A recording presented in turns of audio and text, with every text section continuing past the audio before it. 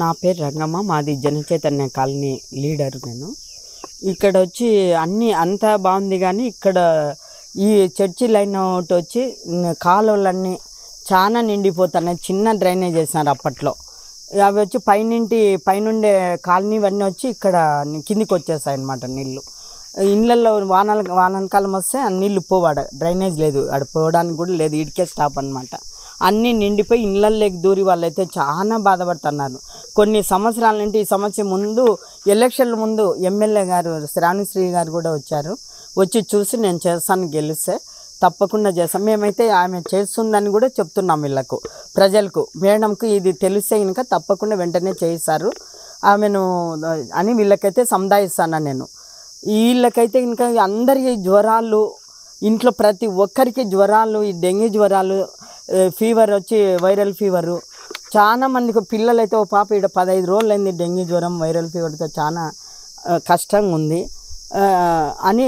అందుకే అవన్నీ చూస్తుంటే నాకు చాలా బాధ అనిపిస్తే ఒకసారి అధికారులకు మెయిన్ మాకు ఎమ్మెల్యే మేడం చేస్తే చాలా మేలని కోరుకుంటున్నాం. మా శ్రావణి అన్నీ చేస్తాను కాబట్టి మాకు ఇది ఒకటి కూడా పెద్ద డ్రైనేజ్ వేయించి మరి వచ్చి వాళ్ళకు రోడ్లు వేపిస్తే చాలు. మాకు పేదోళ్ళు వాళ్ళు రోజు కూలీలు పోయే వాళ్ళు ఇట్లా జ్వరాలతో పడిపోతే వాళ్ళకి ఎంత కష్టం, తినడానికి కూడా ఇంట్లో కష్టంగా ఉంది మాకు. అందుకు చేయవలసిందిగా మేడంను కోరుకుంటున్నాము, శ్రావణి మేడంను అని మేము ఆ ప్రజల తరఫున మేము కూడా అడుగుతున్నాం. చాలా బాధలు ఉన్నారు. మాకైతే ఇది స్పందించకుంటే మేడం దగ్గరికే పోతాం మేము అందరం కలిసి మహిళలు అని కోరుకుంటున్నాం.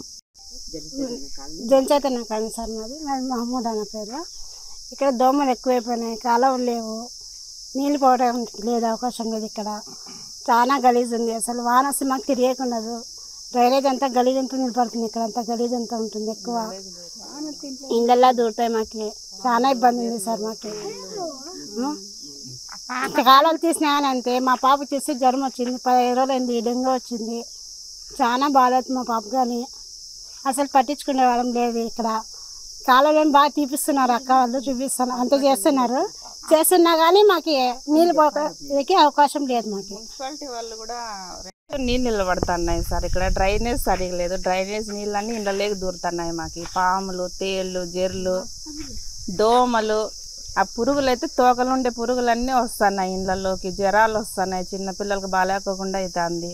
మాకు ఎట్లన్నా కానీ రోడ్లు కాలువలు చేపియండి సార్. మీరు చాలా ఇబ్బంది పడుతున్నాం సార్. మేము వర్షాలు వచ్చినప్పుడల్లా మొక్కలు ఎత్తు నీళ్ళు ఇళ్ళలోకి దూరుతున్నాయి. పందులు ఉన్నాయి, ఎక్కువ దోమలు ఉన్నాయి. చాలా ఇబ్బంది పడుతున్నాం రోగాలతో. నా చిన్నపిల్లలు ఉన్నారు. చేయండి. రాగాలు వస్తున్నాయి, జ్వరాలు వస్తున్నాయి, బాగలేదు, ఆరోగ్యమే బాగా చెడిపోతున్నాము. ఈ మంతను ఎన్నడూ దోమలన్నీ ఎన్ని ఎట్లా చేస్తారో చేయండి. కాలం ఇది జనచేతన కాలనీ